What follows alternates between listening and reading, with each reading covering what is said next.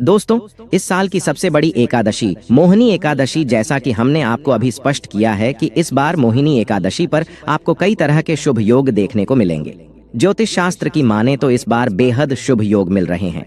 वैशाख शुक्ल एकादशी तिथि 18 मई 2024 को सुबह 11:30 बजे शुरू होगी और वैशाख शुक्ल एकादशी तिथि 19 मई 2024 को दोपहर 1:50 बजे समाप्त होगी। अब तक आपको मई 2024 में पड़ने वाली एकादशी के बारे में जानकारी मिल चुकी है, लेकिन यहाँ हम आपको बताना चाहेंगे कि उदया तिथि के अनुसार मोहिनी एकादशी व्रत 19 मई 2024 को रखा जाएगा। मई 2024 में एकादशी के संबंध में सूचनाएं प्राप्त हो रही हैं। ऐसे में इस दिन इस वीडियो में बताए गए उपाय जरूर कर लेना। यदि आपके घर में धन नहीं ठहरता, परिवार में क्लेश बढ़ता ही जा रहा है, या आपके आसपास नकारात्मकता का माहौल बना रहता है, या आप जो भी कार्य करते हैं उसमें आपको निराशा हाथ लगती है, तो दोस्तों दुखी ना हो, क्योंकि इस बार आप इस वरुथिनी एकादशी के दिन तुलसी की मिट्टी से यह एकमात्र असरदार उपाय आप कर लेते हैं तो आपके सभी दुखों का नाश ऐसे हो जाएगा जैसे कि वह कभी थे ही नहीं। दोस्तों, करीब 400 वर्षों बाद ऐसा मौका आया है जब साल की सबसे बड़ी एकादशी मोहिनी एकादशी के दिन 3 सबसे बड़े योगों का निर्माण हो रहा है, जो कि है कुबर योग, धनलक्ष्मी योग और गज केसरी योग, जिस वजह से यह दिन धार्मिक दृष्टि से बेहद दिव्य और दुर्लभ समझा जा रहा है। इसलिए अगर आप तुलसी से जुड़ा यह उपाय चुपचाप कर लेते हैं तो आपकी किस्मत ऐसे चमक जाएगी कि आपको विश्वास भी नहीं होगा।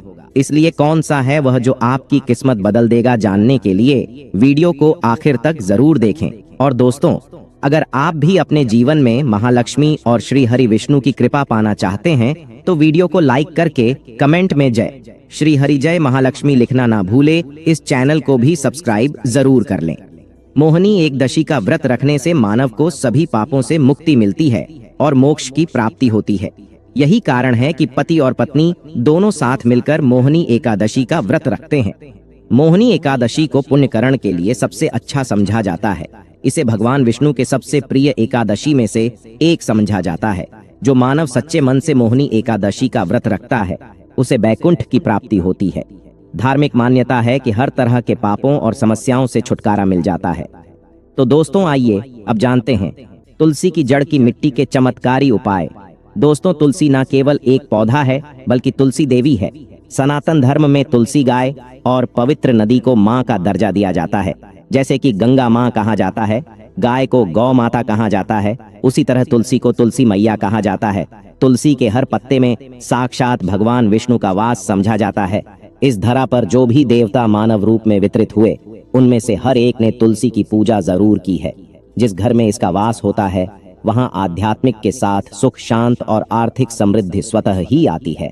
प्रतिदिन सुबह तुलसी के दर्शन करने मात्र से आप देखेंगे कि आपका पूरा दिन अच्छे से गुजरता है। जब भी आप सोकर सुबह उठे तब आप अपने चेहरे को देखने के बजाय तुलसी के पौधे को जरूर देख लें। सुबह शाम तुलसी की पूजा करने से हर पाप नष्ट हो जाता है। तुलसी के पौधे में लगी मिट्टी में समस्त तीर्थों का वास समझा जाता है।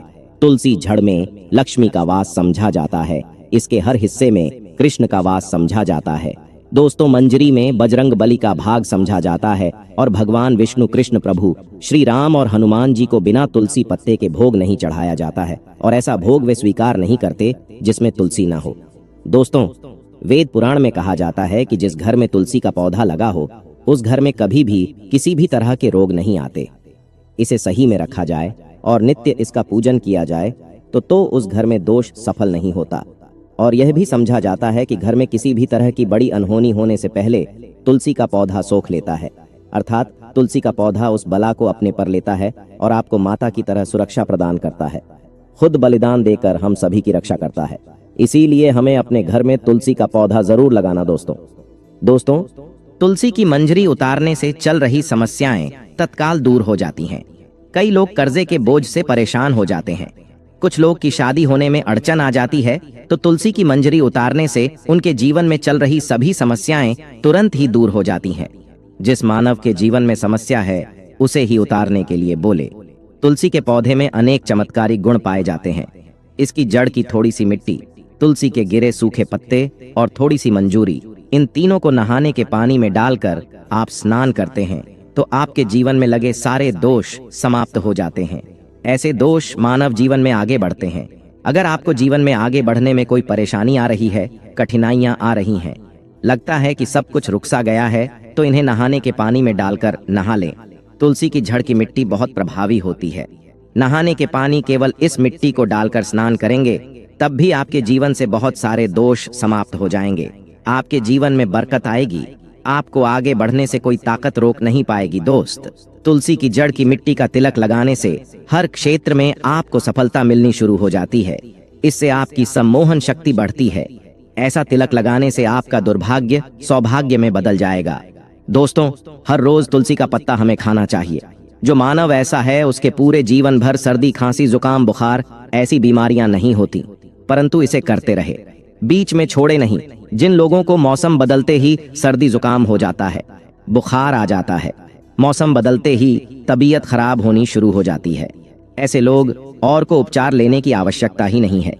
अगर आप अपनी रोग प्रति क्षमता बढ़ाना चाहते हैं तो बस हर रोज एक तुलसी का पत्ता खाना शुरू कर दें।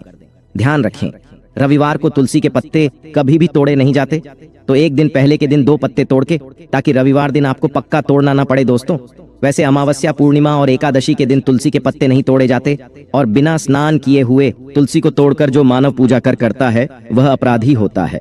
उसकी हुई पूजा निष्फल हो जाती है। इसका और एक चमत्कारी फायदा बताते हैं।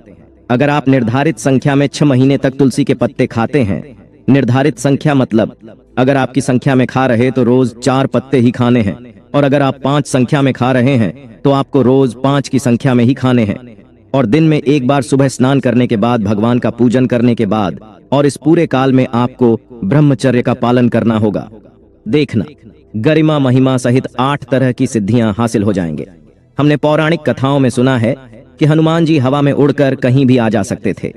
द्रोणागिरी पर्वत अपने हाथों पर उठा लाए। यह सब अष्ट सिद्ध यम के कारण ही संभव हुआ था जो उन्हें हासिल थी। किसी भी असंभव कार्य को संभव बनाना इन सिद्धियों की मदद हो सकता है। संसार में अनेक पुण्य आत्मा है जिन्हें कई तरह की सिद्धियां हासिल हैं। तो अगर आप संख्या में 6 महीने तक तुलसी जड़ खाते हैं तो आपको इन अष्ट सिद्धियों की प्राप्ति होगी, जिससे मानव असंभव कार्य को संभव कर सकता है। हम इन्हें इसीलिए बता रहे हैं ताकि आपका जीवन अत्यंत सुख में हो जाए। तो दोस्तों, तुलसी के पत्ते खाना शुरू कर दें। इससे शरीर रोग मुक्त रहता है। जो लोग रोगों से मुक्त रहना चाहते हैं वे तुलसी के का रोजाना नियमित सेवन करें। चलिए अब जानते हैं तुलसी के और कुछ विशेष फायदे। दोस्तों, जिन लोगों पर बाधाएं, नकारात्मक शक्ति आदि का प्रभाव है, नजर दोष लग गया है, किसी के हाथ बददुआ, क्योंकि इस दुनिया में बहुत से होते हैं जो एक दूसरों से जलते हैं, उनकी नकारात्मक तरंगों के कारण नकारा ऊर्जा आपको घेर लेती है।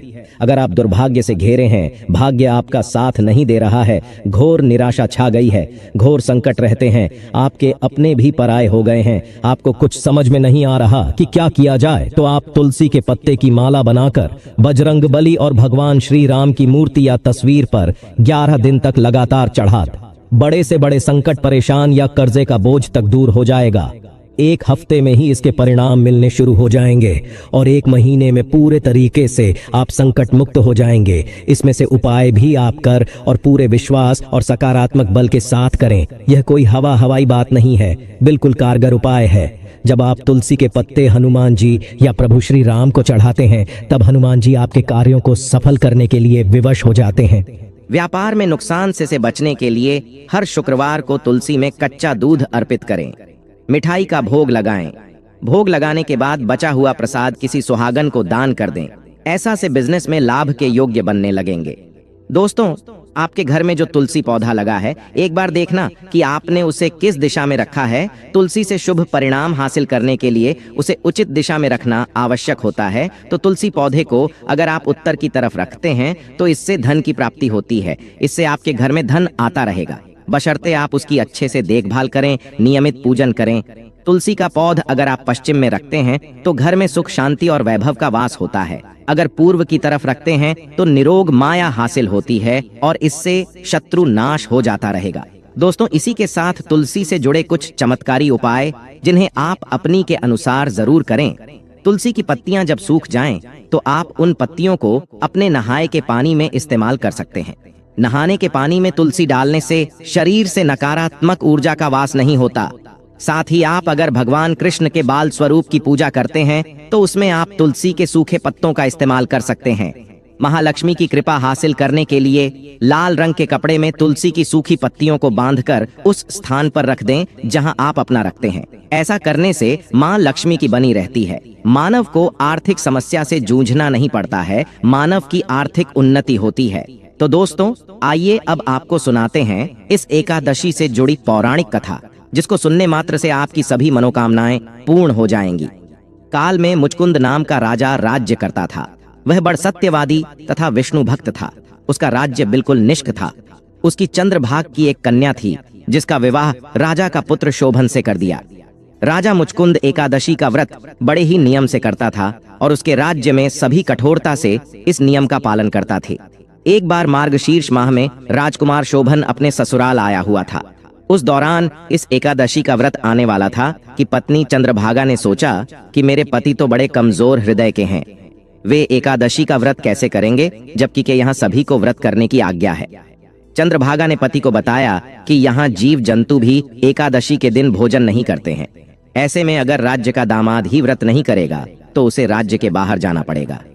चंद्रभागा की इस बात को सुनने के बाद आखिरकार शोभन को इस एकादशी व्रत रखना ही पड़ा, परंतु पारण करने से पहले ही उसकी मृत्यु हो गई। इसके बाद चंद्रभागा अपने पिता के यहाँ ही रहने लगी।